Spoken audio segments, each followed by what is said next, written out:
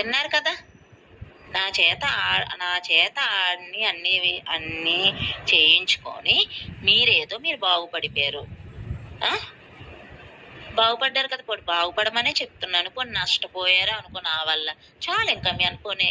పోనీ ఆధార్లోకి వస్తా, నాకే మీరు ఏదో చేసేసారు కదా, పోనీ ఆధార్లోకి వస్తా, చాలు కదా, నష్టం జరిగింది కదా, చాలు కదా.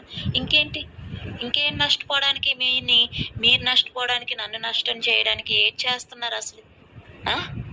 ఆడికి మీరు త్యాగం చేయడం ఏంటి, ఆడిని వెనకాల వేసుకోవడం వచ్చడం ఏంటి, ఆడి ఎంత ఎదవని తెలిసినా, ఎంత సైకోగాడని తెలిసినా, ఎంత పిల్లల విషయంలో ఎంత అన్యాయం చేస్తున్నాడని తెలిసినా ఇంకా వెనకేసుకొని వస్తున్నారంటే ఏటి ఉంది మీ అందరికీ?